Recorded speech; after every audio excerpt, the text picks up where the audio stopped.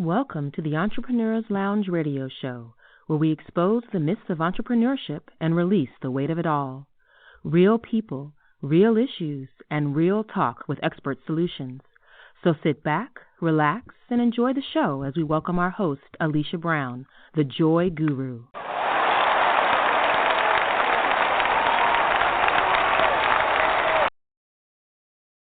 And hello. This is Alicia Brown, the Joy Guru. And I just want to thank you for tuning in to what is going to be a life-changing and transformational show. As you know, the Entrepreneurs Lounge is here to expose the myths of entrepreneurship and provide expert solutions, tools, and resources that you need to accelerate your business success and growth.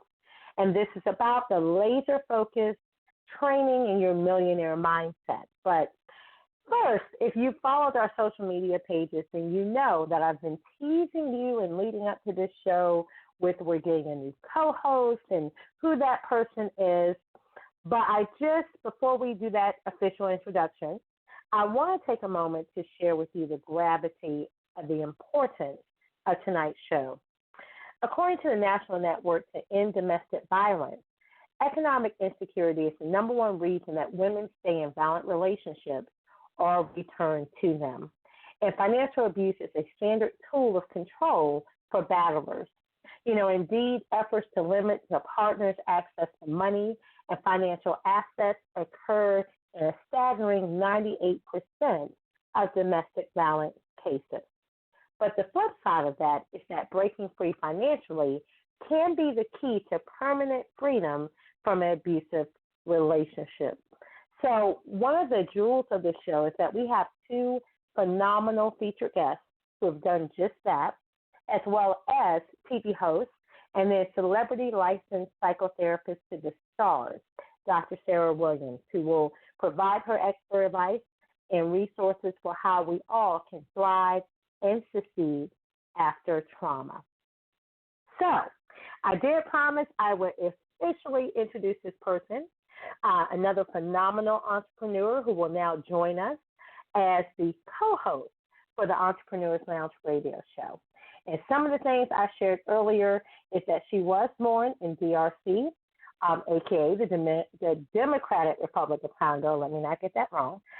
She is the CEO of the 10-year-old Mode by Rebecca Ruth, which encourages you to show up on purpose. Now, also, her firm and company is dedicated to bringing the inner beauty of every person to the forefront of their exterior through the style choices that they make. And for her, fashion and styles are ways of life, and her hope is to share her love for the two through Mode by Rebecca Ruth. So if you would help me welcome to the Entrepreneurs Lounge radio show none other than the one and only Rebecca Ruth. And Rebecca, how are you doing this evening? Hello. I'm doing well, and I'm super excited to be here and so excited to co-host the Entrepreneurs Lounge radio show. Well, I am so excited to have you. And, of course, I've said this privately, but I want to say it publicly, that I'm just so excited to have you as part of the global platform. You're like my muse, so I know that you're going to bring all this energy and awesomeness. So I'm going to do something traditionally I don't. I'm going to say the floor is yours to share whatever is on your mind. Normally that would be pretty dangerous, but I'm going to be good for the first show. But thank you. Thank you. Thank you for giving me the floor. But I am glad you brought up a global platform, because that's something that I happen to be really passionate about in business, having, a global network. It's not just because, I'm from a different continent and all, but because I'm passionate about bringing culture and different people together in general, but mostly in business as well. At this point, my company has an international reach of over 16 countries, and, of course, that list will keep growing. So I just think it's important that people in business understand that you have to get out of your comfort zone and reach out globally. Plus, of course, it gives you an excuse to travel, which to me is an extra bonus. And then to touch on the subject of today's show, I don't believe in coincidence, so it's not a coincidence to me that this is my first show as co-host. I can't wait, to hear these women's phenomenal stories. But as a survivor of domestic violence myself, I love to hear victory stories from other survivors. I love seeing, the former victims, kind of rise from the ashes of their trauma to make, such huge impacts in the lives of others. So I'm so honored to be part of telling these women's stories. And you said, you took my words right from me, because, I am not a survivor of domestic abuse, but I am a child abuse survivor. And it's something about trauma, there's always a choice. Unfortunately, It can be very challenging and difficult when this is something that you didn't ask for, you didn't bring on yourself, but you're the one now responsible to pick up the pieces on how to be healthy and move on. It's easier said than done, but it is possible, and our guests are definitely going to tell us that tonight and demonstrate that. So without further ado, I'm going to let Ms. Rebecca Ruth introduce our first phenomenal featured guest.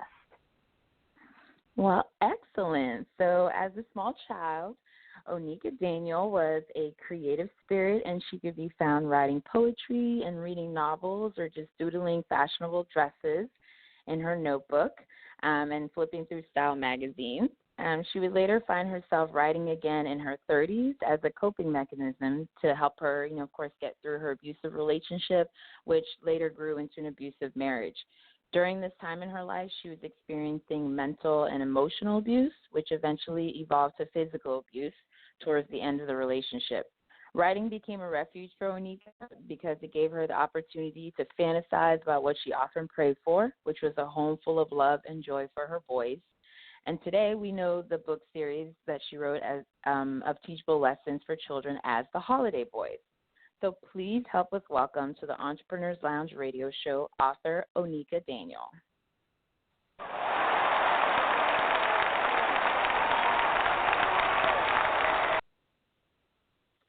Hi, Onika. How are you this evening? Hi, I'm doing great. Thank you for having me. Great. Well, of course. First, I want to ask, I just want you to share with our listeners when you realized that your relationship was not one of love, but of abuse. Well, even before I really knew the depths of what abuse was, I knew something was a little off just by whenever we would argue, my name would never be called, if that makes sense. I would be called an outside name. Let's put it that way, a name that I was not born. So okay. So it started as verbal abuse. So I just knew that this was not a healthy way to argue or to express our disagreements. So basically it started with him basically calling me out of my name, and I knew that that's not what I was raised with. Although my parents were divorced when I was 3, they co-parented very well. They communicated very well. So I knew what healthy co-parenting was, and I knew what a pretty healthy relationship was supposed to look like, and that wasn't it. Mm-hmm. Right. Well, it's great that you at least you had a good example, and you were able to recognize that, though. How long were you in that relationship? We were together for 13 years. We were only married for 2. Okay. And what do you say to people who ask? Oh, sorry. Go ahead. So 13 years total you were together. Yeah. Okay. So what do you say to people who ask why you didn't just leave? Well, now that I'm a little seasoned, and now that I've been gone about 5 or 6 years, about 7 years actually, so I like to turn it around on those people. I say, so what happens when you and your partner get into an argument? For example, do you just leave? Do you just break up? Do you divorce? And more than likely they say no. And I say, why? And they say, well, people have arguments, people have disagreements, but that doesn't mean that you don't love the person. And I say, well, it goes the same for domestic violence. Just because it's an abusive relationship, that doesn't mean that we can just walk out. You have connections to the person. Sometimes you might have kids. Sometimes you may have bills together. Sometimes you have connections. Hey, you may even work with the person. You don't know. So therefore, it's hard to just simply walk out of a relationship because there are different layers to relationships. Right. I love that you turn that around on people, because I think a lot of times people don't, stop to think questions through like that.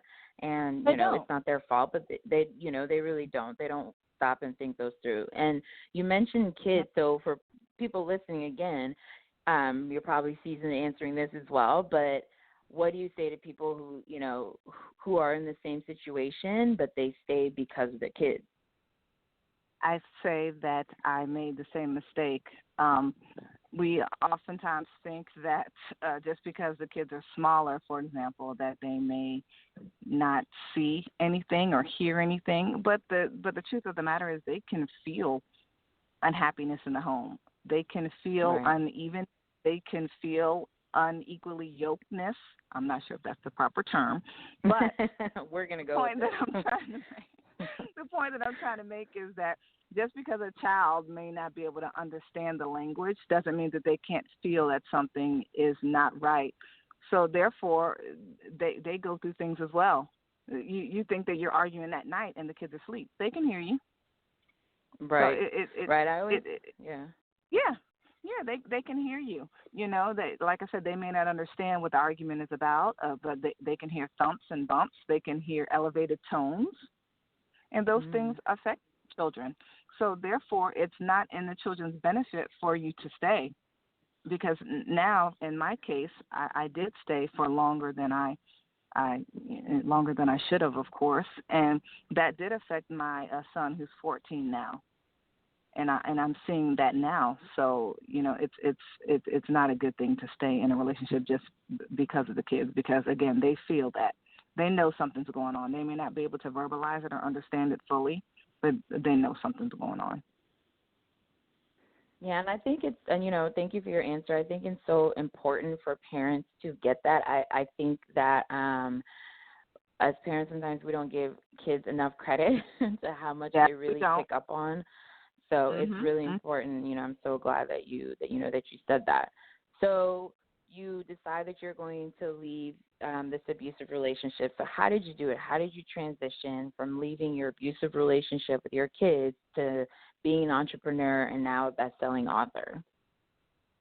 Well, it like I've said before, it is a mental prison. So once you because a lot of times we say we're going to leave. I think we say we're going to leave about 7 or 8 times before we actually say, okay, I'm done. So I finally decided that I was done after an out-of-body experience where I almost died, actually. So at that point, I said, you know what, I have to be done with this. So in my mind, basically, I created a plan, and I got closer to God, and I started to pretend in my mind that I was by myself as opposed to with this man. Even though we were in the same household together, I was making sure that I was saving my money and not putting him into the equation. I was making sure that I was getting myself prepared for being on my own when I finally did leave, which was about 11 months or so later. I got connected with a domestic violence shelter, which is called Transition Family Violence Services, and I was educated on what domestic violence really was.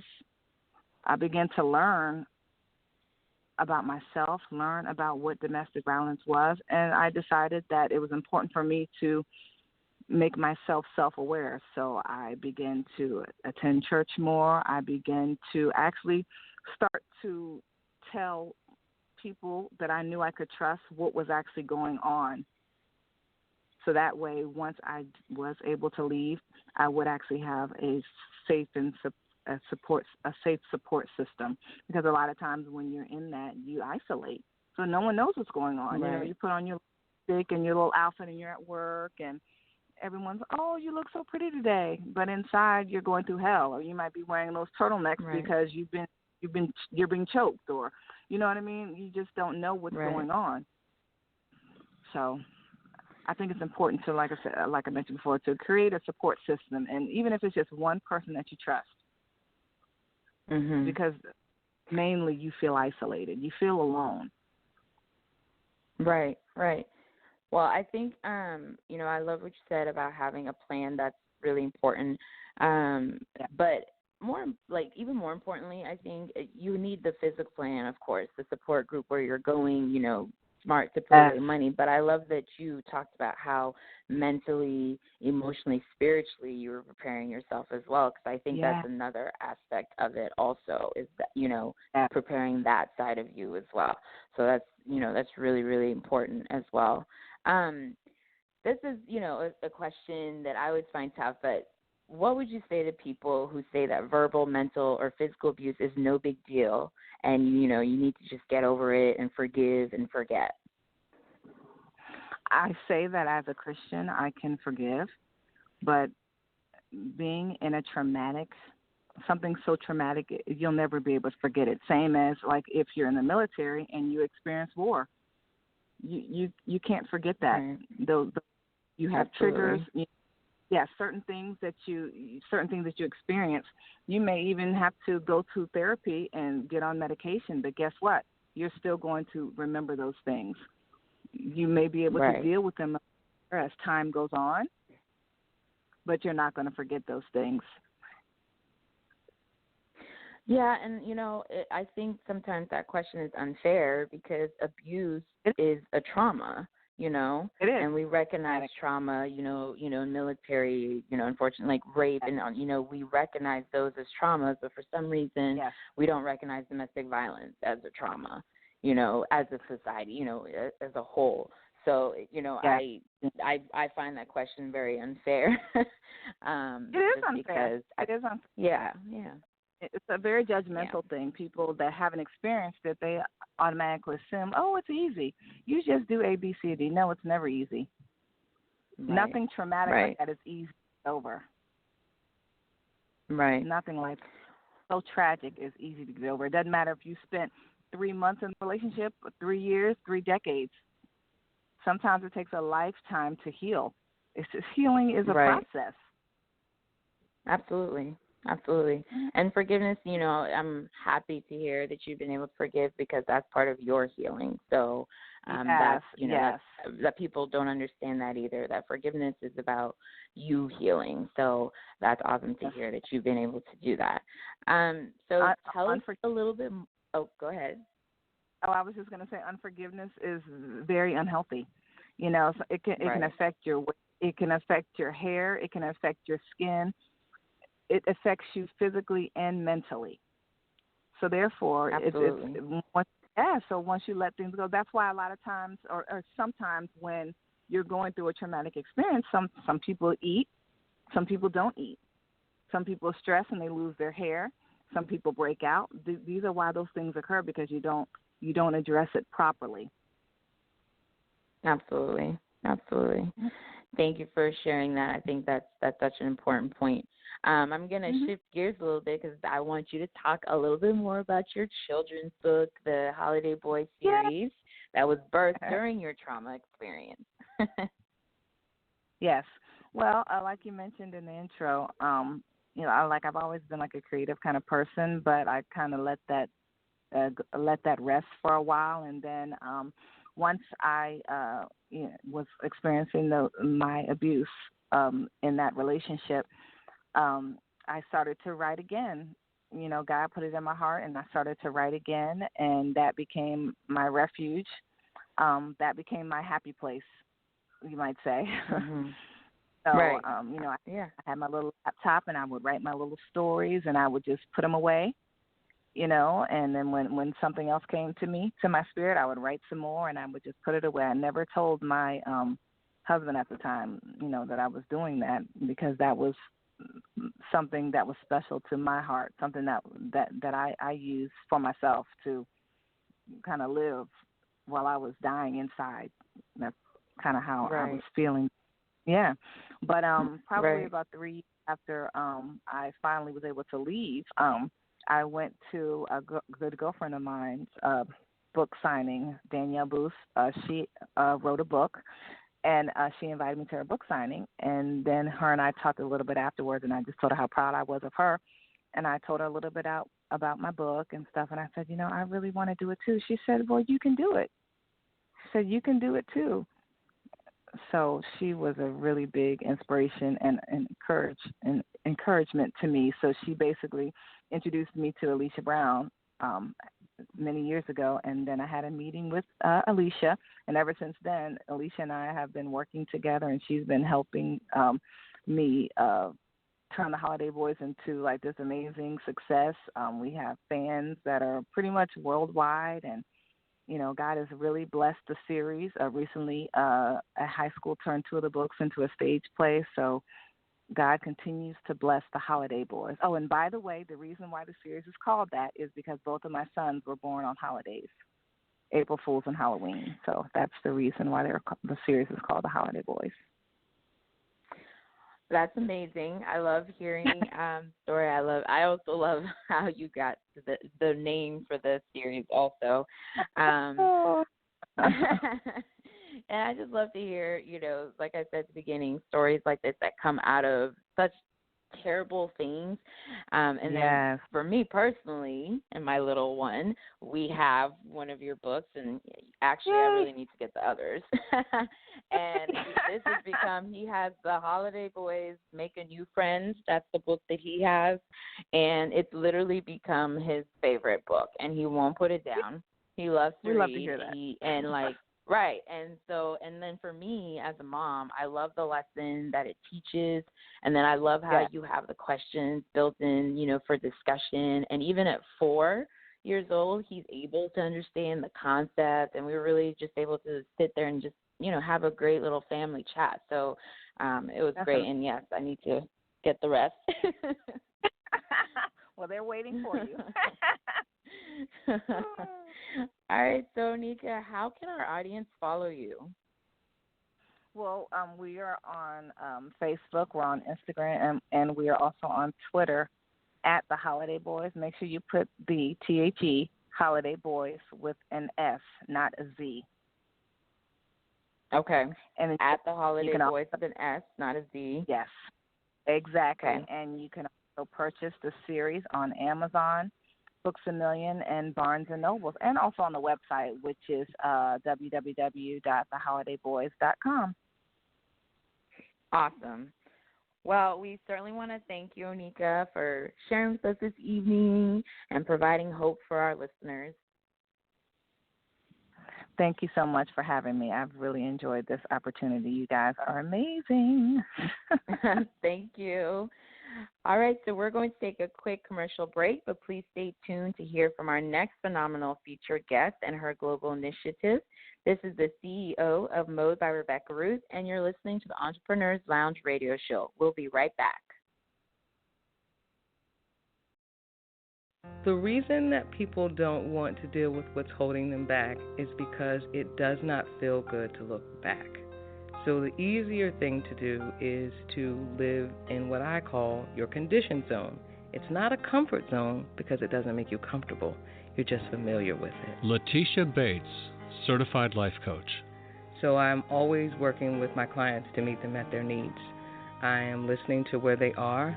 I do have to help them move to that next level, but we're going to go slow, and what they can expect from me is kindness, respect, and compassion. Go to atthewheelcoaching.com and start driving your life back to higher ground. What I help you do is understand anything that you've gone through, you've already survived. That's why you're here. And we can work together to deal with those uneasy feelings and help you move forward. Go now to atthewheelcoaching.com. Do you have a book idea that is so amazing that not only could it solve world peace, but it would be the perfect solution to everyone's problem, and it would make you a millionaire overnight? I mean, do you have this idea that would be the world's next bestseller, and everyone needs to read it? Well, I hate to burst your bubble, but no such book idea exists, nor ever will. This is Alicia Brown, the CEO of Fruition Publishing Concierge Services. What I can tell you is the book idea that you have is the perfect solution for someone who's desperately searching for it. But first, your book needs to be done. So visit us today at Fruition Publishing Concierge Services, which is at fruitionpublishing.com, where we'll show you how to take your concept from vision to fruition. It's time to get her done. fruitionpublishing.com. All right, and we are back. And I want to thank you for tuning into this episode of the Entrepreneurs Lounge radio show. This is your host, Alicia Brown, the Joy Guru. And we just finished an amazing interview with best-selling author Onika Daniel of The Holiday Boys that was done none other than by our new co-host, Miss Rebecca Ruth, who is the CEO of Mode by Rebecca Ruth. So continue to stay tuned in because you'll be hearing from her more throughout the show. But our next featured guest is the founder of Eyes Wide Open, Empowering People Globally, Miss Sadia White. Sadia White is a wife, mother, grandmother, entrepreneur, unconventional speaker, best-selling author, but more importantly, she wants you to know that she is a generational survivor. She is an inspirational speaker and community activist with a mission of service. Now, through her animated shiro, Amazing Amazon, and that is Amazing with E, A-M-A-Z-I-N-E, Amazon, White reaches new heights as a fearless heroine who shines a light of confidence and unconditional love as a way to turn on our lights of purpose. And today, you can find her hosting free community empowerment events and continuing her campaign of perseverance through her Amazing Amazon animated collection. And I'm telling you, we have a full, impactful interview because this lady does a lot, just like our first featured guest. So I want you to help me welcome to the Entrepreneurs Lounge radio show, Miss Sadia White. And Miss Sadia, how are you doing this evening? Hey there, Alicia. How are you? Thank you for having me on the show. Absolutely. See all the energy she brings, y'all? All this energy she brings. I am excited. Now, I gave them this long list of all these amazing things you do, but you want people to know above all of that you're a generational survivor. And this is a term that you have coined. What does that mean? So, Alicia, a generational survivor is an individual who has witnessed or been a victim of sexual assault, domestic abuse, child molestation, rape throughout their childhood years, and which leads into possibly their adulthood years. I am a generational survivor. I watched my mother be beaten brutally by her abuser, who also turned on me and sexually molested me as a child. And that is how I came to come with that derivative generational survivor, because it starts generationally. You know, sometimes it starts way back before your grandmother, maybe your aunts, maybe your great aunts, maybe your uncle. Someone in your family may have been introduced to it, and then it kind of makes its way through generation to generational as it's passed down. And sometimes we just can't get away from it. That's something that has to be broken. It's like a unnecessary evil that needs to be broken. Okay, you said a mouthful. And what you said it was a good mouthful. What you said is a definition of generational survivor. I almost hate to say this, but it sounds like that could be not only anybody, but almost everybody. It could be a lot. It could be a lot of different people, because what I'm saying is this. It more so happens during your childhood years, and you grow into it. So there are people who have been victimized or witnessed inside their household. Okay, it has to be inside their household. Witness their parents going through an abusive relationship, or the person that's taking care of them, and maybe that individual themselves was abused in that same household, or molested, or raped, and grew into their adulthood years into the same sort of relationship, passing it down to their next generation. So they might not have been able to escape an abusive relationship.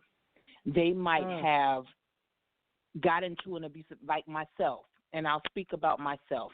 I did not get into a physically abusive relationship because I watched my mother being abused physically, and I vowed that I would never be in a physically abusive relationship.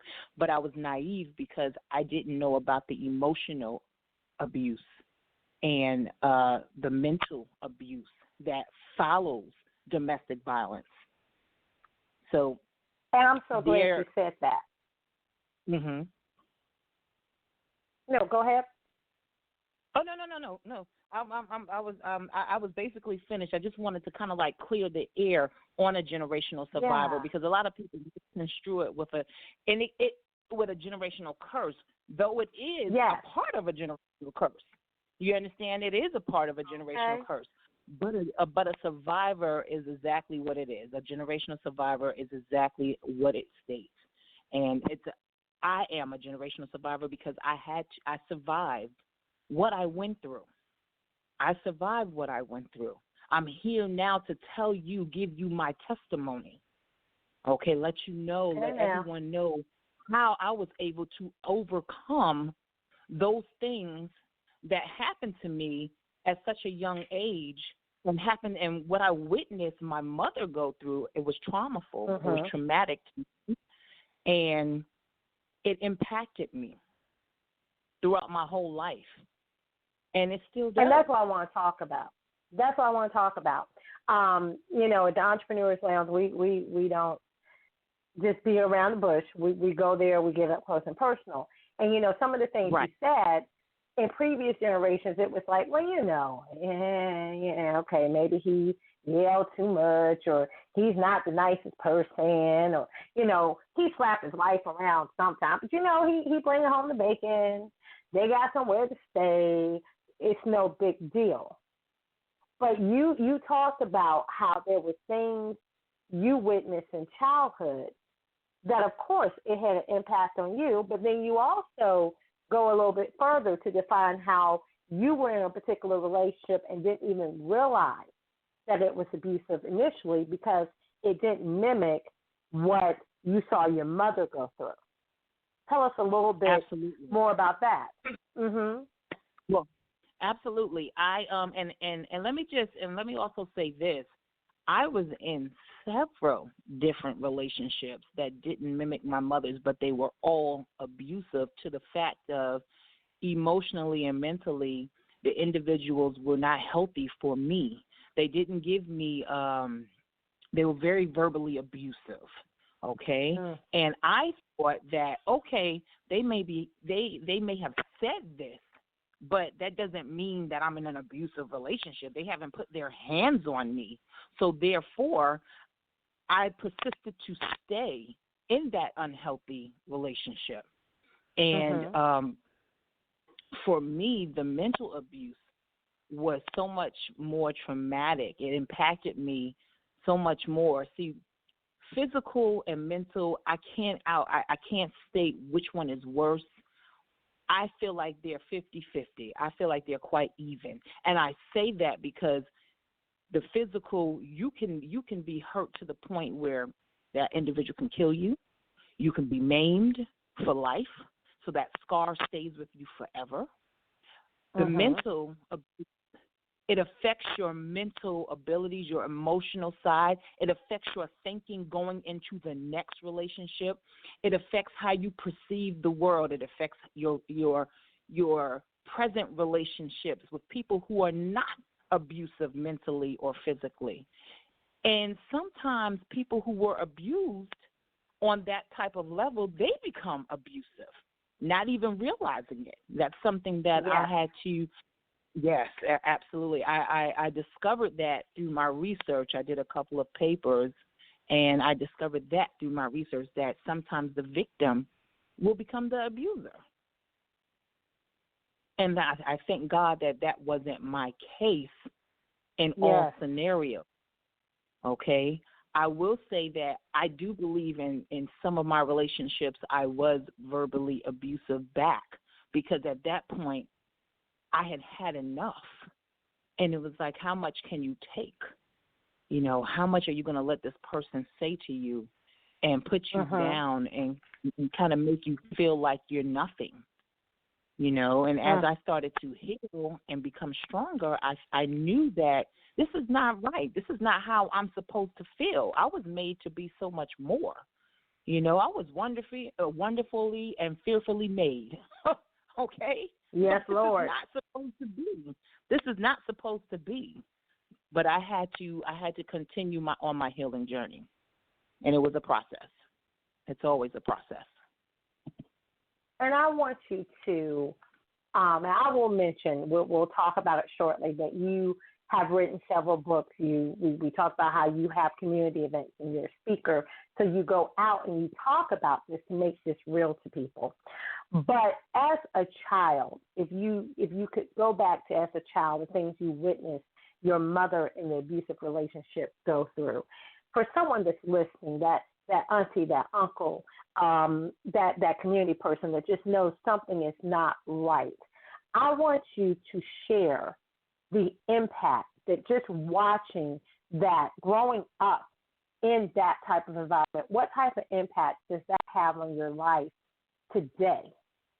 What impact did it have prior to as you went through this process of healing and recovery?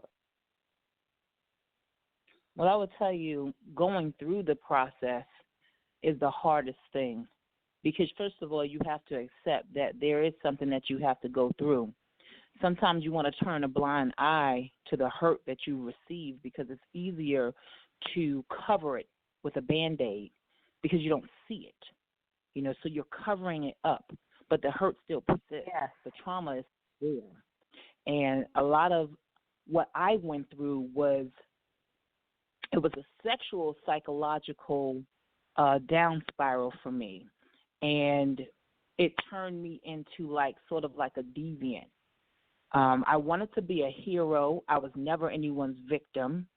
And I say I wasn't the victim. I was a victim, but no one ever believed that I was a victim. And I'll expand on that in a moment. So I've always felt like I was the person who had to survive. I had to do this. I had to get over. I had to be the one, a savior, so to speak, which led me to my career in law enforcement, because I wanted to be that hero. I didn't want to be the victim. I was never believed to be a victim. So the impact that it had on me then was so up and down. It was such a bumpy road for me. You know, as a teenager going through, I was a runaway. I ran away constantly. I wasn't the best at school. I was okay, but I wasn't the best because I was always running away. The last time I would run away, my father was called in. My father and my mother were not together. He lived in a different state. We lived in New York, and he lived in Virginia. And he was called in to come out and help my mom find me. I think I had been missing for about 3 to 4 weeks, almost a month. Had to been almost a month. And when the police picked me up and took me to the station, the detectives were talking to me, and they wanted to know, you know, what led to this behavior? Why are you a runaway? What is going on? Your mother seems pretty stable. She has a college degree. She works for the city. What is happening with you? So I told them. At this point, I had never said anything about the molestation. that I had endured when I was younger, and that occurred when I was around 7 or 8. And when I shared my story, my mother, I saw the look in her face. It was like, what? So she immediately stated, she's lying. She's just doing this for attention. And at that moment, my heart sunk because I had been acting out so badly because of things that happened to me in my past, and I didn't feel safe to talk about it because this man said, I will find you, I will kill you, I will kill your mother. And, for me, being that young, I believed him. We ran away to, I'll tell you how bad my mother's abuser was. My mother's abuser was so bad that we packed a suitcase, I got on a bus, and took a 3-day trip not a trip, but a 3-day escape to California where my uncle stayed. And we moved in with him. So that's how traumatic the situation was.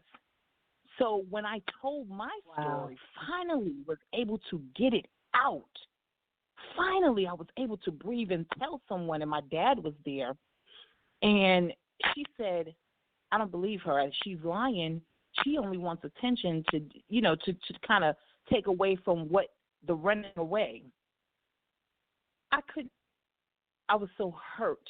And at that time, I loved my mother, but a part of me didn't. A part of me really didn't. A part of me felt like, how could you? I felt betrayed, so to speak. I felt betrayed.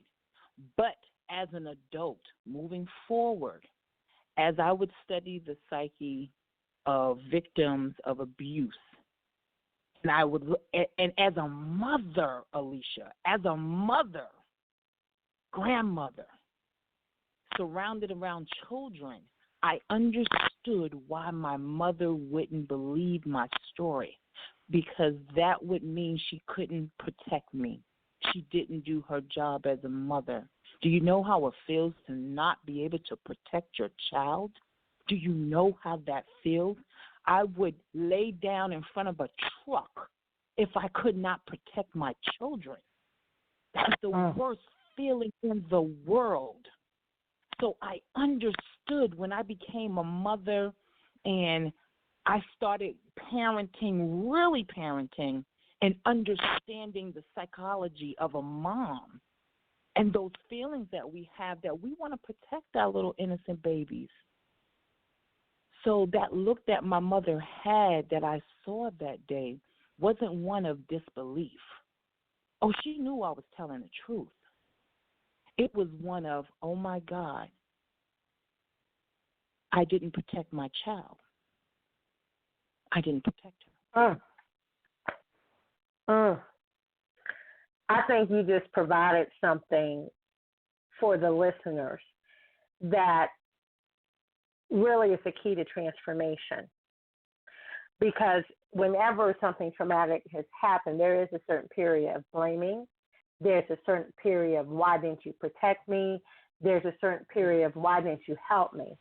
But that one thing you just said, my God, and that is a sign of healing when you can see the other side. Right. That jewel you provided right there is everything to someone that may still be going through that and just wonder, why wasn't I believed?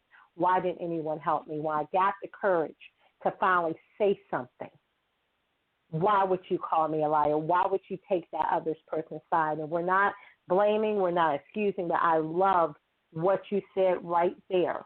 That can be one of those moments of transparency that really helps someone tonight who's going through that part of their trauma.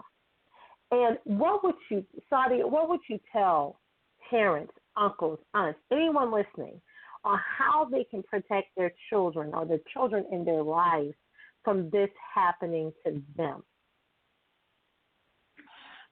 The first thing I want to say to our parents and those who are caregivers, watch the signs of your child. There are nonverbal cues that children give off. For me, it was running away. Why is she running away? There's an underlying issue. And in many African American homes, we don't want to talk about those things. We don't want to talk about what's really going on. You understand? And the thing is, what happens in the home stays in the home. No, that shouldn't be. I want parents not to encourage unwanted touches. And when I say unwanted touches, go give Uncle Jimmy a hug and a kiss.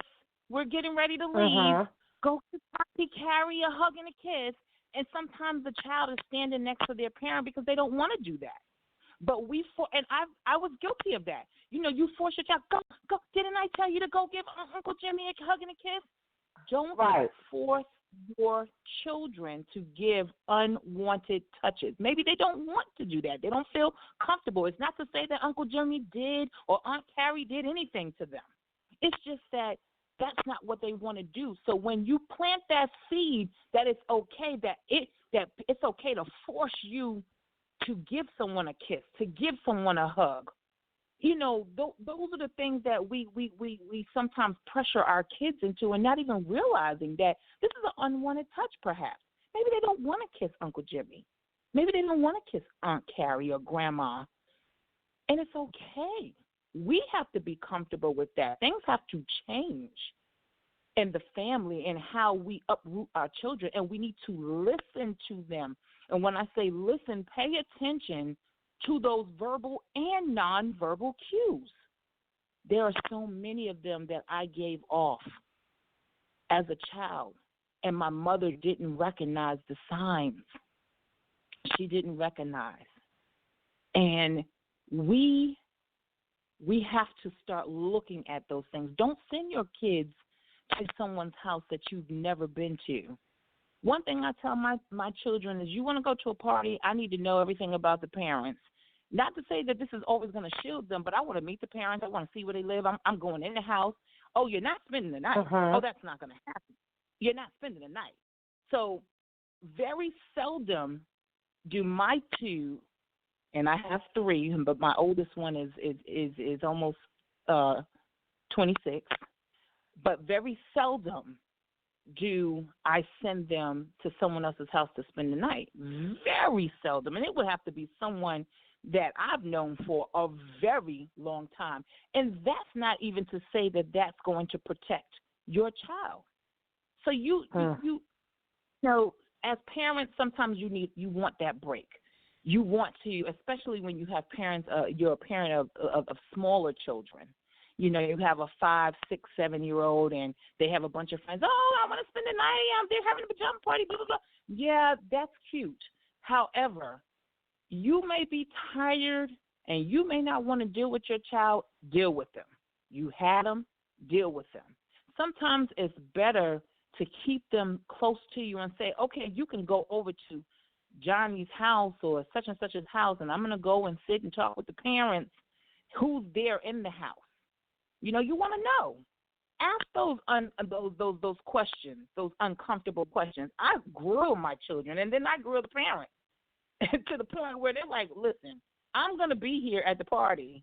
I chaperone these parties. Okay, I got to ask these questions. And my kids are like, Mom, are you seriously going to walk me to the door? Are you seriously going to stay in here until I sure am? I'm going to do what makes you feel uncomfortable, because I'd rather do that and make them feel uncomfortable than something to happen to you that could have been avoided. And I'm not saying that every measure we take as parents is going to save our children, but we do need to start looking beyond the doorway. You know, we have to ask those uncomfortable questions. We have to observe our children, talk to them. Ask those uncomfortable questions. Okay? When my daughter starts telling me about a particular teacher and she's talking a lot about the teacher, so what? So how many times have you been in the classroom with the teacher by yourself? And that's a question I will ask. And my daughter is now looking at me like, what? Mom, what are you talking about? I said, I just want you to know that you should never be, and I'm not saying anything against teachers, don't get me wrong, because I love my teachers, but I'm just saying, I don't want you in a room by yourself, in a church, by yourself, with anyone, anywhere, with anyone. You have to have those discussions with your children.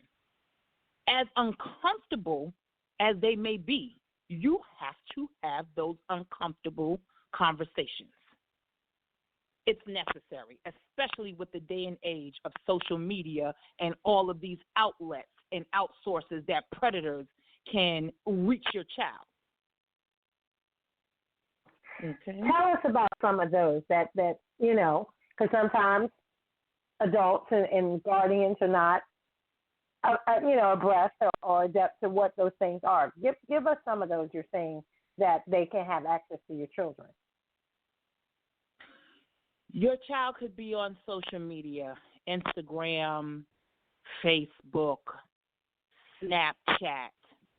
All of those are outlets that predators prey upon your children. They pose, and I know this from being in law enforcement, they pose as a child. They speak the language of a child. They know how to draw the children in. You know, they can put up a fake account. They could pretend to be one of your children's friends. And your child is thinking that, oh, I'm talking to so-and-so. And, okay, so meet me at such and such at this place. So it's tedious that we have those talks with our children on a daily basis to let them know, like, listen, this, and this can happen, okay? I need you to be aware. I need you to be aware that someone could be posing as your friend. Someone could ask you, oh, turn on your camera, let me see you. You never turn on your camera and let anyone see you. Unless you know that you're talking to your friend, and I'm not talking about on a social media outlet. I'm talking about, your FaceTime your friend. But on a social media outlet, you never turn on your camera. Do you know that predators can automatically turn on a camera once they're in? They have predators that are hackers that know how to turn on the cameras and watch your child in their bedroom. Lord have mercy. So these are things that we need to have conversations about with our children to enlighten them, to let them know that these things happen. Someone can be watching your everyday move and they can snatch you. Human trafficking is serious. Sex trafficking is serious. Yes. It's nothing to play The younger with. the better. It's not a light situation. Mm-hmm. Absolutely. That's true. And I appreciate you sharing those things because, there's a lot of different ways, and we have to remember that the challenge is if you're not a predator, you don't think like one. But a predator, this is what he or she does. So that vigilance you're talking about, that hypervigilance, for some people it may sound like paranoia, but unfortunately these are the times that we live in. And, that extra prevention. That extra, like you said, some of those uncomfortable conversations. Your child might look at you and roll your eyes or whatever, but you would rather do that and know that they're safe and protected than not have that conversation. Because what you said about the child not being in the classroom alone, and again, we're not picking on teachers, but, you might get the mom, but that would make them think the next time. And if someone was trying to put them in that position, now you sort of got their mind thinking, oh, wait a minute, this is what mom was talking about not being alone in the classroom. Okay, So your questions, even though, especially if they're teenagers or preteens, you're kind of annoying, but, it's gearing them to think a certain way and start looking out for certain signs themselves in case they're put in that situation. Absolutely. You can only empower them, and you can never empower them too much. Understand that for all the listeners out there. You can never empower a child's mind too much. And they may feel a certain way when you're saying it at the moment. Oh, Mom, really? Yeah, but it's going to, like you said, it's going to stick with them. So when they feel uncomfortable, they'll act on that impulse and say, something's not right. I need to get out of here. Something's not right. And that's what I want my children and everyone's child to know. When you feel an impulse of something is not right, you go with your instincts and you get out of there. And that's what I would tell anyone's child. You go with your instincts and you get out of there.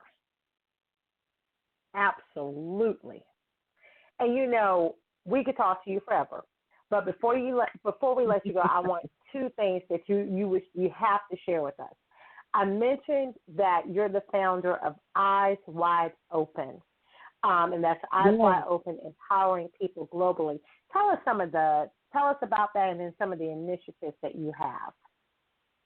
So Eyes Wide Open is my baby, empowering people globally. It's a global initiative, and what we wanted to do is we want to impact people around the world as a resource system towards domestic abuse, huge advocates against domestic abuse, sexual molestation, child molestation, women's rights, homelessness, the hungry. So we have several different initiatives that we, human trafficking, sex trafficking, that we are definitely huge advocates for and against. And what we do is we give that knowledge, we give that resource to people who don't know where to go. So recently we had a young lady who was homeless and she was living in a U-Haul with her son, and someone reached out to my organization and asked, hey, do you know of any homeless shelters that she can go to? As you know, Virginia doesn't have as many shelters as we would like them to have. They need to work on that. Right. For our homeless people. And what I did was I reached out to my connections, and we were able as a community, as a whole, other organizations were able to come in and help give this woman a place to stay, also give clothes, give money. I had several different people giving her monies to buy food and whatever she needed throughout her period of homelessness. So what we're trying to do is just empower the community. We are educating. We go out. We do different educational events. We had a huge event at Hampton University. We continue to give back to the homeless. I just recently picked up several items, beautiful dresses and business, casual, everything from another organization. So, and we'll be giving those clothes away. We're going to have a huge business fair. So these are things that Eyes Wide Open, empowering people globally does. We're a give back to the community. We're a resource. Okay, we're going to educate. We want to educate. Education is key. We want to educate the communities, not only our local communities, but our global communities abroad. We want to be a help and an assistance to them. That's amazing, because I think, as Rebecca Ruth said at the beginning of the show, it's so important to have a global platform, a global extension, a global interest, not just in your comfort zone and, you know, like a lot of people is me, my, four, and no more. We have to look beyond our homes and things that we really can do in the community and have that type of global impact. Right. But another way that you also make a global footprint is as being an author. And your books provide transformation and inspiration. So I want to give you a moment to sort of tell people about the books you have and what, you know, where they can find them and where they can learn more about what it is that you write on the subject. Awesome. So the first book that we'll talk about is something that we've been talking about tonight, being a generational survivor. Generational survivors, you can find that information on our Instagram page or at Gen Survivors. You can find us on Facebook, Generational Survivors, and you will see that the book is dropping tomorrow. The ebook drops tomorrow, Generational Survivors. Stories unheard, and I'm excited. I can't even get it out. I'm very excited. It's a compilation. Yes, I'm very excited. As being the visionary and the founder and the compiler of this book, it's a compilation of stories from women that have similar stories of abuse and being a generational survivor.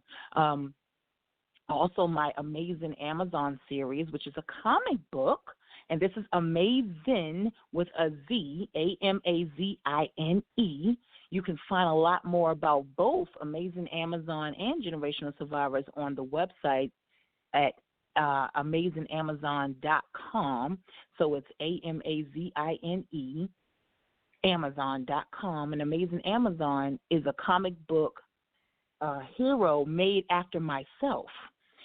And I wanted someone bold and beautiful, and she explores and she exploits all of that.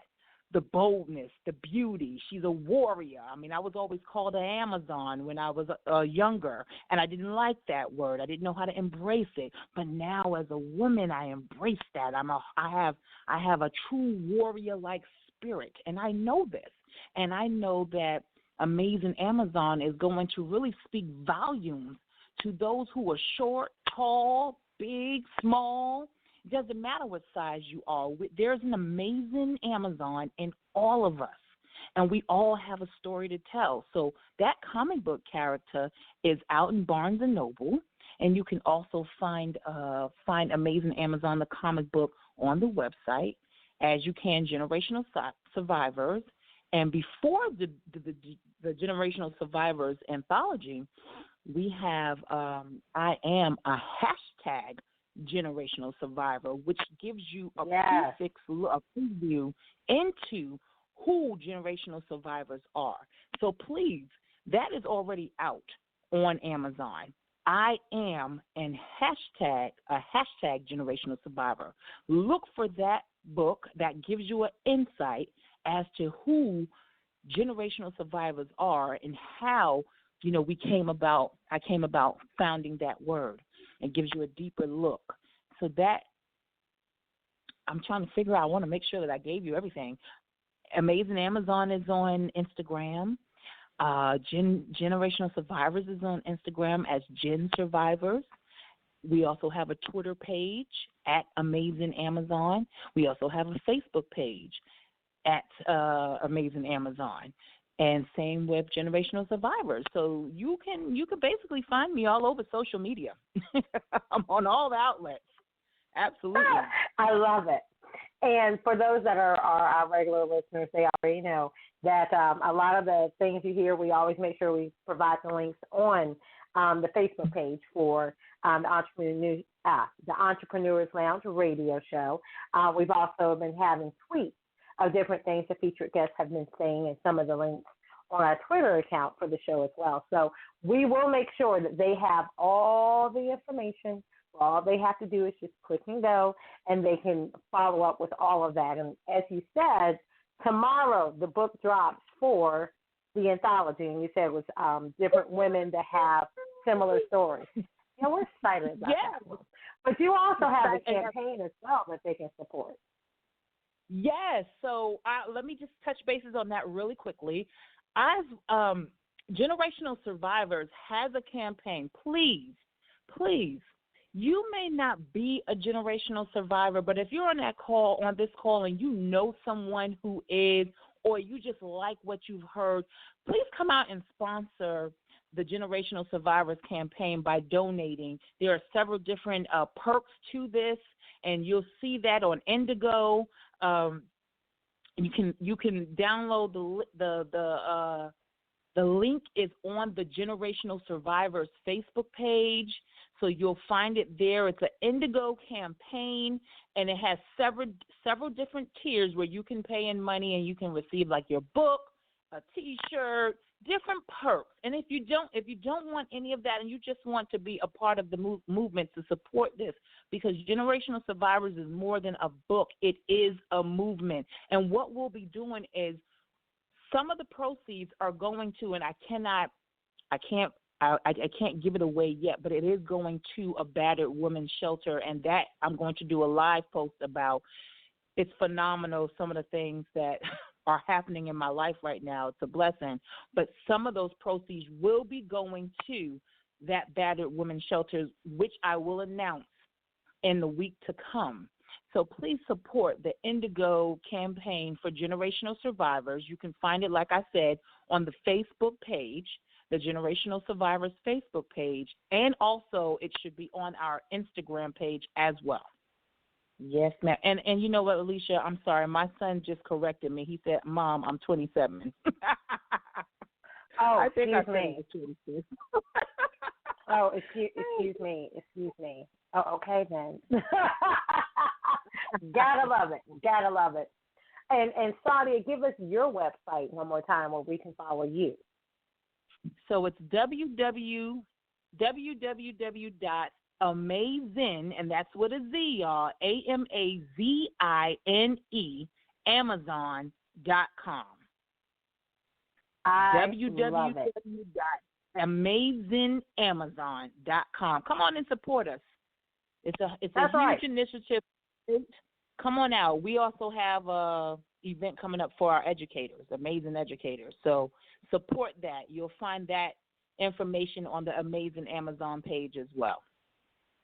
Giving back to our teachers, Alicia. You have to. I mean, again, those are the ones that are, inspiring our youth. They're training our youth. And, yeah, they need resources and they need support as well. Absolutely. But, Sadia, we want to thank you so much for just everything you shared with us this evening and really being transformative in your transparency and providing hope to our listeners. I mean, this is so delicate. This is so personal, but it's also something that we have to reveal in order to help people in their healing process and know the signs, to truly look and be aware of the signs so we can stop this from happening to each generation. So I thank you so much for that. We're going to stay tuned to what you're doing. So, we'll put those links out so that the listeners can really just tune in, see the different books, see the different initiatives, and they know exactly where to go for support. Thank you so much, Alicia. Thank you for having me. I had an awesome time, and I just hope that this empowers someone. Absolutely. And thank you so much, and we hope you have a wonderful evening. Thank you. You do the same.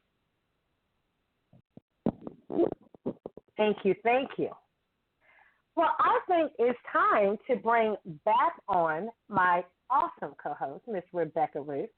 How, you're still there, Rebecca? Of course. Thank you.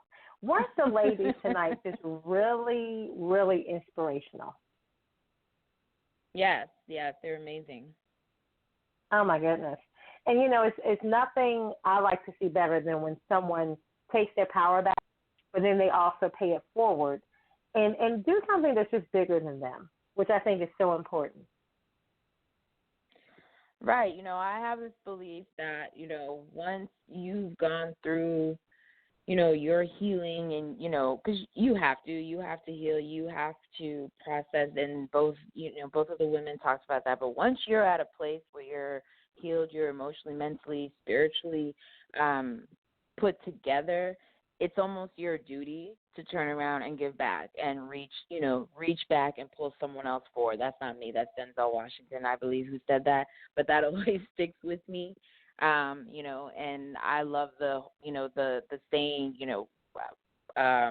when I'm probably going to butcher it, but when much is given, much is required, so just that obligation almost to reach back and help others. And so I love these stories. I love the passion behind what they're doing. I love the fact that, Sadia said it at the end of her interview, even if it helps just one person, that's a ripple effect though. Initially that one person may hear it tonight, but that might be a decision that affects tons of people to follow. So you never know what just one conversation, what one radio interview can do as far as, generations to come. Like it could change a complete generation story. Exactly. And, one thing I always loved about podcasts and radio media is that you're in the privacy of your home. You're listening, no one has to know what you're listening to, but the nuggets of information that's shared can just truly have that ripple effect that change your life and allows you to be a change agent in someone else's. But right. Without further ado, she has been listening and tuned in all evening, and it's so important that we have to have her on. If you do not know who Dr. Sarah Williams is, you're in for a treat because she is a licensed and board-certified clinical psychotherapist. She is the owner of Covenant Way Clinical Counseling. She's a polished public speaker as well as a TV media host. But also, she is not just a licensed therapist, but she is the licensed therapist to celebrities, elite professionals, including professional athletes. And I'm so good to just be able to interview her, for us to be able to interview her, and just really get to the bottom of a lot of these issues that were discussed tonight. As the host and creator of the mental health TV show, Dr. Sarah After Dark, she offers a platform for guests to share their stories of overcoming life challenges.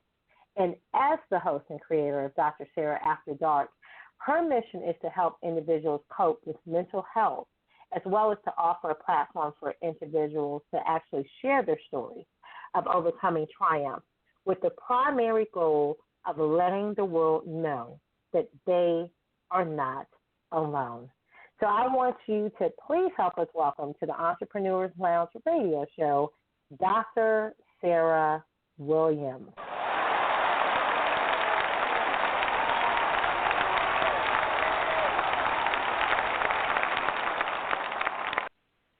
Okay, thank you so much for that warm welcome. Thank you. I'm so happy to be here on the Entrepreneurs Lounge.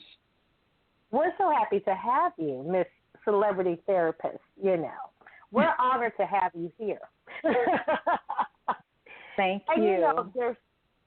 There's so many questions. I mean, I could just go down the list of questions I have for you. But the stories that you heard tonight, I'm sure there are things that you hear all the time in your practice. What do people really need to know about mental health and when you need to seek professional help? I think that for most of us, and we don't realize it, but we do have an internal barometer that lets us know when our life and our experiences are out of sync with normalcy. What we choose to do is kind of ignore that barometer and try to come up with excuses and ways of trying to steer clear of maybe facing up to the possibility that I have to make some difficult decisions. So when individuals are seeking mental or professional help, one of the things that I find in my practice is that most are not prepared to really experience the raw feelings of the disclosure of the apparent trauma or pain in which they're in. Now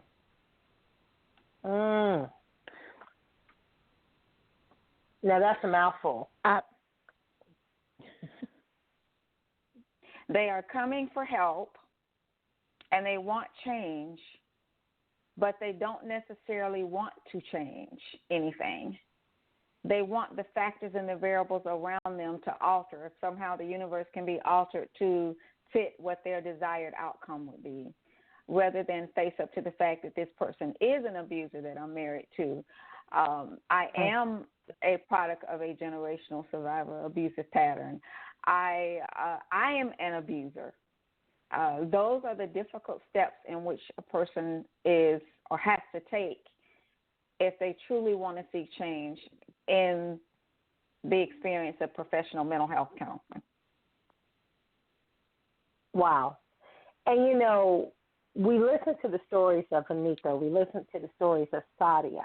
And there was some type of turning point where they were able to get out. There's a lot of people that, for whatever reason, don't feel that they can actually get out. They don't whatever. And so what you said right there, has my wheels certainly turning right there. Okay. I'm going to turn it over to my awesome co-host, Miss Rebecca Ruth, because I know she's got a question that's probably beaming right now. Hi, Dr. Sarah. Hello. I wanted to ask if you think that part of, the problem with not so much mental health, but like seeking mental health in America is that people don't really view professional counseling as a preventative method. And it's actually interesting that you would bring that up, that for the most part, when we are experiencing mental health crises, at that point, that's when we decide that we need to see a professional. We don't necessarily understand that there are preventative things that we can do to keep us and protect us from having a mental health crisis. For instance, recognizing, as I mentioned before, if there's a difference in patterns that we tend to establish because we want to avoid mental health counseling. And when you have an avoidant type behavior, that's a signal that something is disruptive and I need to get help. We oftentimes take care of our bodies. We will go to the doctor each year for a primary care checkup. We will ensure, like if we're women, that we have those mammogram screenings to prevent breast cancer. We do all those things at a physical basis, but we don't necessarily address the mental health. And as part of what I'm doing is bringing light to that so that we recognize that it's okay to have those skill sets in place. I have a women's support group, which many of them, that is a psychoeducation group, many of them may be having very small problems, but it's a good group to come in and get information and tools so that if something arises later, they have the resources in order to face whatever challenge occurs. I like, for instance, with the concept of premarital counseling, it's important to go see someone ahead of time to try to address some of the concerns before they come up within the marriage. That's just a primary example of how a preventative method approach to mental health therapy is so important. Right, and that's a great example. Honestly, and I love that example. And then, of course, physically, we all know that there's so many things that we can do physically to prevent, the issues with our health, down the road and everything like that. When I've had discussions with people about counseling, because I'm a believer in counseling, I've been to counseling, I study counseling. A lot of what I hear is, well, I don't, one of the reasons why there's, I guess, maybe such a stigma about it sometimes is that, well, we don't see a problem. The person's getting up every day and going about their normal life and everything. And, so we don't see it like you sometimes see it physically and stuff like that. So people are like, well, what's the point? What's the point of spending that money?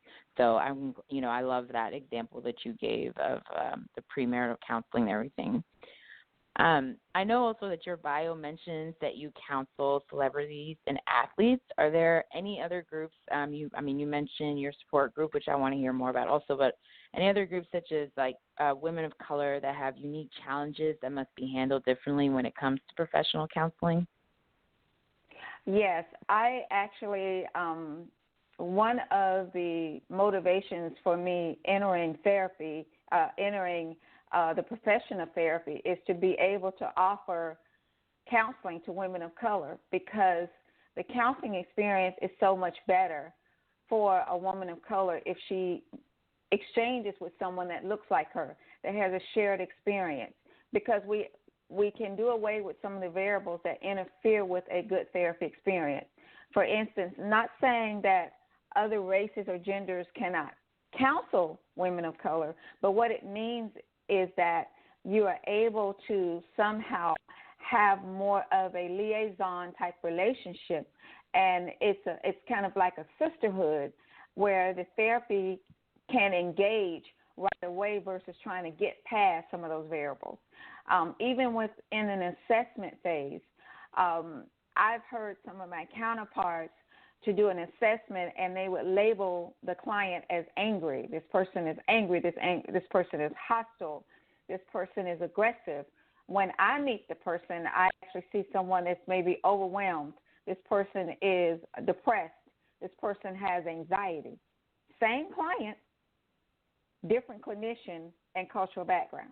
So that's why I find it very useful that I'm in the community and be able to offer services to women of color. Right. And I think that's, that's actually something that's come up in conversations, that I've just had with friends, because I find that just in the African American community, there is a stigma about counseling in general. And then also, African American women, we are taught always to be very strong and not really show any weakness and, and stuff like that. So I think it's so great that you focus on women of color. And then I'm going to ask one final question, and then Alicia can come back in. I just wanted to hear more. You mentioned your support group for women. I just wanted to hear more about that, actually. Okay, absolutely. It is the group I'm very proud of, and I am thrilled that I can offer this type of service. It's kind of like a lunch bunch. The group meets on Tuesdays at 11 o'clock. It's a psychoeducation group. And what that means is it's not group therapy. So participants may come, and we encourage attendance. We encourage weekly attendance. But if, for instance, someone is out or they cannot make it, they won't miss too much because each group has its own set of curriculum that we kind of talk about. And the ladies are able to bring their favorite snack or their lunch, and myself or one of my clinicians will lead or facilitate. Generally, each participant leaves with some type of therapy homework or assignment. We've been known to sit and analyze pretty much anything from music to movies to everything that relates to life, managing multiple roles, being a woman, being a mother, being a wife. There are individuals that find themselves to the group that they're at a career kind of weird place and they want maybe to get feedback from other sisters. And it's really like a sisterhood. And again, it's an education group.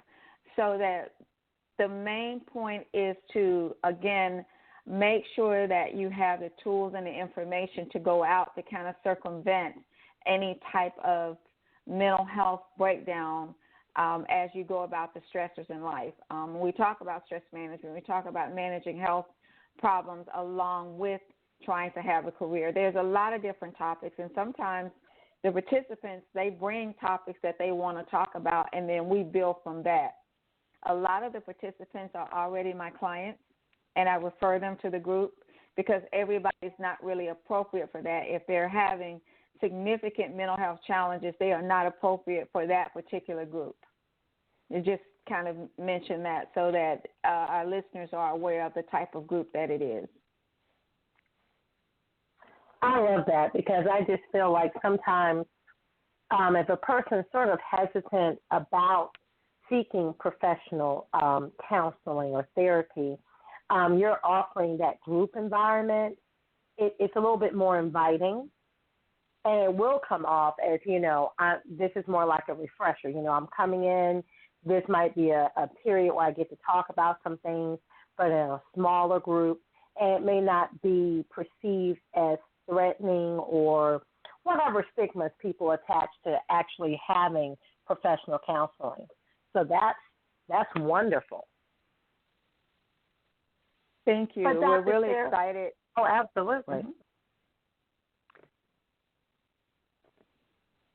No, I'm sorry. Go ahead. Yeah, I was just going to say that we're just super excited that the group is forming and it's taking off, and there's a lot of energy behind the group, and I know that it's creating a service, and what we're doing is probably maybe in the fall we'll add a later group for folks that can't get off work and come. So we will have that capability hopefully in the near future, but right now all we can do is offer the one at 11 o'clock on Tuesdays. Oh, awesome. But I did want to ask you as well, when do you know that you absolutely need to seek professional help? Because, we talk about the key is prevention like a lot of other things, but when is the point where you really need to say this isn't something I'm just going to be able to shake off or just deal with privately, but this is when you need to go and seek professional help? I think that sometimes it's less obvious the more high functioning you are. It's pretty much why I have a specialty in dealing with individuals that are executives or have higher level responsibilities for whatever reason. They have to contend with different types of stressors. And what I'm finding is that sometimes the more education we have, the more training we have, the more leadership roles we have, the higher celebrity status we have, the less likely we are to really recognize when something's wrong. Sometimes the people in our circle do us a disservice by not calling us out when they notice things. So there's a concept within the therapy world, and it's known as a cognitive dissonance. And basically what that means is that if someone is in a state of equilibrium, they have frustration, dread, anger, embarrassment, anxiety, and there's no real rational reason for it. That could be a sign of someone that's an executive or an entrepreneur that something's not right. A lot of times in the corporate world, we encourage this competitiveness. But if you thrive on it to the point that you are isolating people socially, that you utilize that as a feel-good. Your feel-good, your endorphin should come from playing a sport, being with your family, being with your social system, volunteering, etc. But if your only high is coming from outdoing someone else, it's time to sit on somebody's couch. And that's what's different about my particular specialty. It's obvious when someone is crying and not leaving their bedroom and not eating, not sleeping, having suicidal thoughts. Those are some of the clear signs that we all read about in every textbook. It's the high-functioning client that is driving to work every day, that's showing up on time, that's meeting all the requirements at work, and then not functioning at all in their social life and their personal relationships. Their health is failing, and they have a compromise. Some of the poor self-concepts I've heard have been from some of the folks that you would never expect it from. It's like the more external acknowledgement they got, the deeper they sunk in their depression. So it's almost like trying to eat an apple from the core out. It's very difficult to address that and to tackle that, and it takes a longer time in therapy, actually. Oh, wow. And, some people would just write that off as, well, they're high-strung, or, being an entrepreneur is hard, or they're at this new level with their business. So, of course, they're, this, or that. But some of the signs you just mentioned is exactly that. So, wow. You're correct when you said before it's less, sometimes they're subtle and it's not as easily noticeable. Correct. I think that one of the other signs was that we talk about, sometimes people say, why can't you just shake it off? There are times that there is a real chemical reason why this person cannot be robust and resilient to what their emotions are going through within themselves. They have a chemical imbalance. Our bodies are complex. When we talk about mental health, there are so many factors that go into that. There is neurodevelopmental, neurological, developmental, mental, spiritual, and physical. Very complex beings. And then if you add to that, if you're a woman, then you are even more complex. If you're a high-functioning woman, that's even more complex. So there are demands placed on you. For instance, if you are serving in the military, you may have a difficult time accessing services because if you demonstrate any type of mental health weakness, that could mean your career. Exactly. If you are a celebrity and it's found out that you have a diagnosis of bipolar, that could end your career. And it ends with embarrassment and shame and guilt, which is one of the stigmas that goes along with why people don't access services. You know, and I'll share, Sadia talked about the ebook that drops tomorrow for survivors, Untold Stories, Generation Unheard. And one of the things, you actually were the trauma specialist for the women in that book and their stories.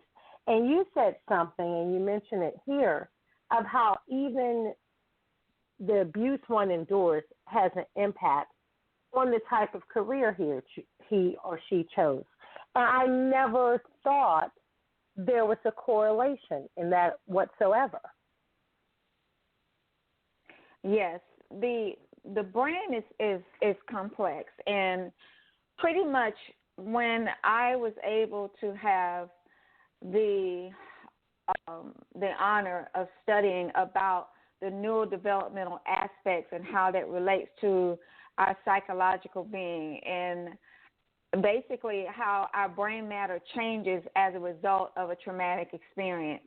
It affects everything because the brain's desire is for survival. Even once you've left that traumatic experience and you have maybe gone to therapy and you've somewhat your life has improved, your decisions are still controlled somewhat by that experience. So say, for instance, someone that was chronically verbally abused, and nobody showed up for them. Nobody helped them. They grow up and become a protector of sorts, either in law enforcement or emergency care physician, or maybe a social worker, someone that provides safety for victims because nobody was their safety. It's a very unique, complex ideal. It's philosophical almost. So I like when I see individuals that have progressed and they are now reaching out to help other people, because we know that in healing others, we heal ourselves. And in one of the workshops as part of the tour I was part of, is Crazy Like a Fox tour, mental health tour, one of the topics was hurt people, heal people. We've heard of hurt people, but hurt people can heal people. And I love that concept. That was unfortunately not my original idea, but I love that idea because we make choices based on our early experiences.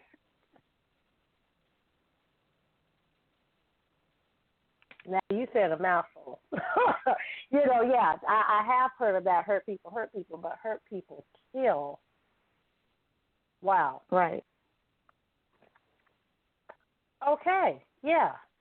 And you're right. A lot of times the choices, I know even myself, when you look at different people that are abuse survivors, a lot of times it's a thing about you become the helper. So you do have people that choose to hurt. You have people that are abusive, and then you have people that are the helpers. So the things they like to do, they're always trying to help other people. They're always trying to be that resource that maybe they feel like they didn't have.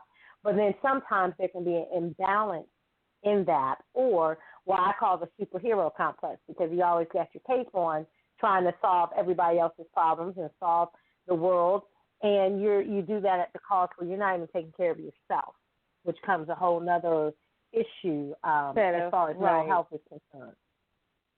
For example, when someone is in an abused relationship, say they are a child that's being abused by a parent, a caregiver of some sort, there is a conflicting signal because the caregiver is also the abuser. So to resolve that conflict, the person then becomes an caregiver to the nth degree because they're trying to resolve what they lost in their life. I've seen individuals come in my office for therapy that, yes, they were abused severely or neglected. And instead of becoming this quote-unquote abuser, they in turn become the helicopter parent. They have severe cases of anxiety because they worry relentlessly about their child, and it just goes overboard. It's too much because they're really, really, really trying to essentially resolve the conflict of what they didn't get to resolve at 5, 10, or 15 years of age. Exactly. And a lot of times when I see that presenting problem, I don't start with what that person is doing to other people. I start with what was done to you first. And they're like, wait, that's not why I'm here. I already went to therapy for that. I'm here because my husband says that I have too much anxiety. And I say, okay, why do you have anxiety?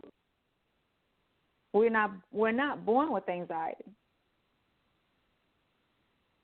And then we work towards a goal of understanding and healing that which happened to us that maybe didn't get caught earlier. And then we can move forward to the present conditions of what brought you to therapy.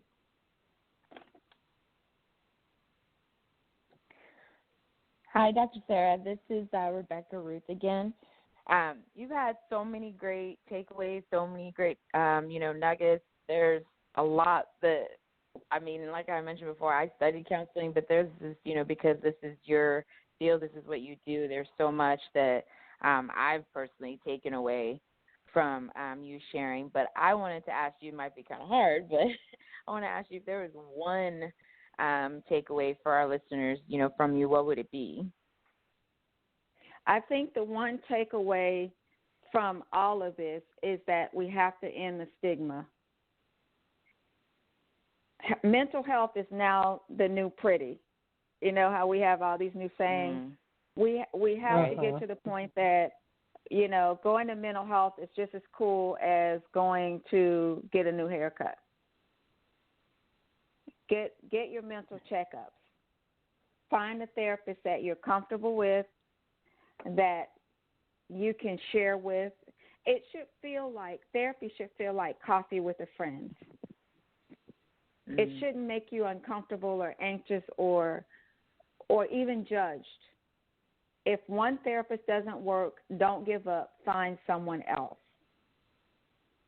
That's pretty much what I'd like to make sure that the audience and the listeners take away from this.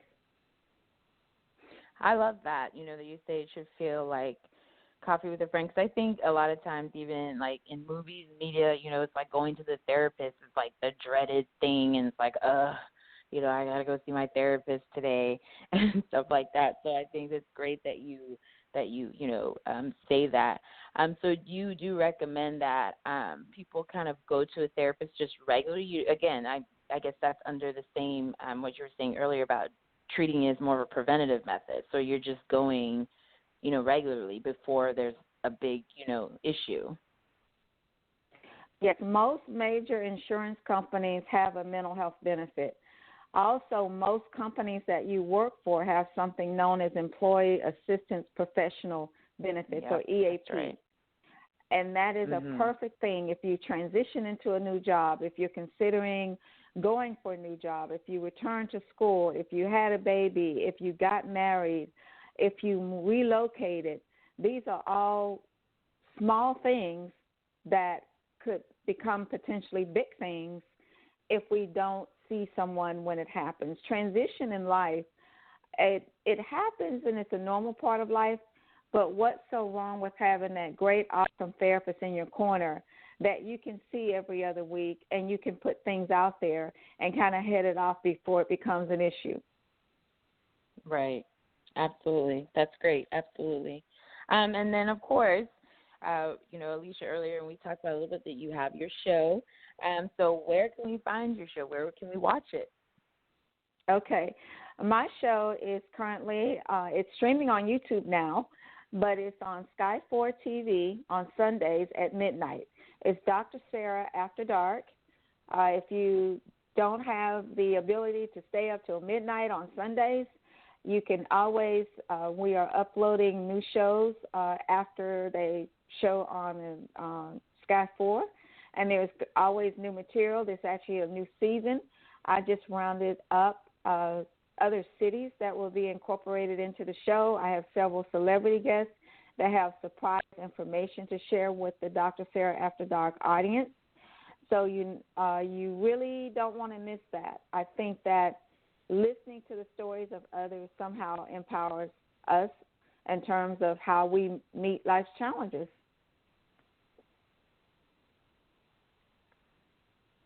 Absolutely. Absolutely. Well, thank you so much, Dr. Sarah. We thank you so much for being on the show with us today. We definitely applaud you for all the great work that you're doing. I personally thank you, and I'm sure our listeners thank you for all the great takeaways tonight and everything. Yes. So how can our listeners continue to follow you? Okay, I am on Instagram, and it's drsarah.w. So it's DRSARAH.w. On Facebook, it is at I am Dr. Sarah Williams. My website is iamdrsarahwilliams.com. If you need information about Covenant Way Clinical Counseling, that is the website. It's covenantwayclinicalcounseling.com. For appointments, you can text 757-606-0971. I am on Twitter, and it's DRSARAHW, T as in Tom, and the number 1 on Twitter.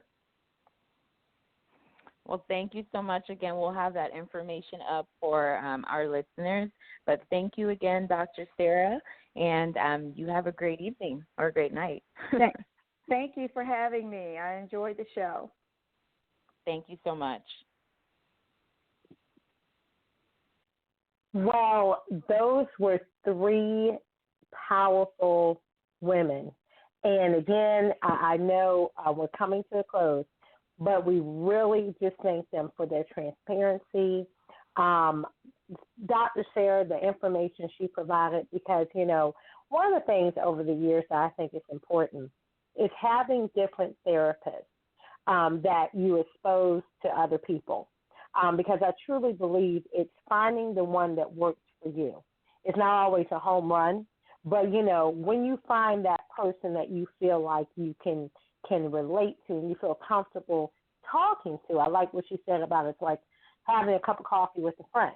So when you find that type of clinical professional and then you're able to share your story and get the help you need, that's worth its weight in gold. Right, absolutely. And I actually like that because I'll be honest, I was one of those people who was like, I've been to therapy before, but I was one of those people who was kind of like, I'll go when I need it type of thing. So, Right. Dr. Sarah saying it like that, like just go and talk to someone. I'm like, oh, so it even made me look at it differently. Like, yeah, she's right. I don't have any major things going in my life right now. But sure, I wouldn't mind just going and talking to someone and, and having that relationship, that ongoing relationship. So that was really cool. I would say that was my big takeaway from Dr. Sarah. Yes, I love that. And you know, really I wish we did a better job, I would say, in America talking about prevention. It's all prevention. It's all prevention. You know, just like anything else. You don't want to wait till you have certain health problems before you see a doctor. If there's things we can do to prevent certain things or, you know, just checkups and things like that before we have a serious problem, that's what you want to do. And unfortunately, it seems like therapy is one of those things oftentimes that gets left to the wayside. No, you just go to a therapist when you really have a problem. When it's so much stress, I believe, even from my experience and the ones I've seen, it's so much stress that could just be reduced if you had the right professional. You went in and had that person that you just felt like I can be transparent, I can share with, you know, I can go get my checkup. And then based on that checkup, I know maybe I need to come a little bit more frequently or just get a different perspective. So I always said those people that are in the clinical profession, they're worth their weight in gold because it's needed. We all, you know, the stresses of life, things that we've been through, you know, you don't have to experience trauma, but just the demands and pressures of everyday life, sometimes you just need a professional on that level to actually talk to and address certain things. Right, absolutely. Absolutely, I agree. So as we come to a close, of course, I want to thank all of the featured guests tonight. We will have their contact information. Some of it's already posted. We tried to tweet some of the key takeaways they were sharing as they were talking on the show, and we definitely encourage listeners, share this link out. You know, after the show is finished, the replays are available, same link that you're listening to tonight. Make sure you be an advocate in your community and share this show to other people, because sometimes people don't want to talk to you about what they're going through, but you never know if a word or something is said that if they're not going through this now, they'll be more vigilant in their community and their family. And it's only when we actually are more vigilant that we can make the biggest impact. And, you know, one thing I take away from some of the ladies' stories tonight, if you feel something's wrong, if you're looking at that child and they're not acting the same way, don't just write it off as maybe, you know, they're emotional, they're hormonal or whatever. Really start asking some uncomfortable questions. Absolutely. Well, I want to remind everyone as we close that the Entrepreneurs Lounge radio show comes to you every first and third Thursday of the month, 8:30 p.m. Eastern Standard Time. You can always find out our future show topics at the entrepreneurslounge.info. And as I close, I'm going to do something I did at the beginning of the show. I am going to turn it over to Rebecca Ruth. But before I do that, I want to say that I am just so proud of you and the awesome job that you did tonight on the show. Oh, thank you. Thank you. I'm super nervous. You know I can talk, but it's something about, you know, being on the radio. Girl. Well, we can tell, and I was just saying that getting the show when you were interviewing Nika, I'm just like, they don't even need me. This is wonderful. It's like, okay, but I can't do that because I do have some parts. All these emotions. Lord. Well, I'll be tired to cry, so we'll leave that alone until I get like a Kleenex sponsor. I don't have one of those yet. But we want to thank you for tuning in. We want to thank you, again, for listening tonight and share this information because, again, it really could save a life and really could provide the healing and transformation that someone else needs. So before I hit that outro, Rebecca Ruth, you take it away with your last words. I just want to say thank you. You know, thank you to the incredible women that we heard from tonight. Thank you to you, Alicia Brown, for having me. Oh, thank you to the listeners for, you know, giving me some grace for my first time around. Of course. You did an awesome job. Thank you. And they're still listening. I still see the people there. They didn't hang up on you. They're still here. Well, that's a good sign right there, honey. So I just have, a heart full of gratitude for this, and I'm really excited about this and all the amazing people that we have lined up to come back and talk to us. So, yeah. Yeah. And also, I did overlook one thing, and then we will let you go. Where do they follow you? Because we got everyone else's information. We didn't get the co-host information where they can follow Miss Mode by Rebecca Ruth. Yes. Well, I am on Facebook at Rebecca Ruth LLC, and Rebecca is actually spelled REBECKAH. And then my website is www.modebyrebeccaruth.com. I am on Instagram at modebyrebeccaruth. And I think that's it. Oh, I have my personal website, RebeccaRuth.com as well. So that's where you can find me. Awesome sauce. And just remember to stay tuned because you will be hearing more of her, and we look forward to being with you again on another episode of the Entrepreneurs Lounge radio show.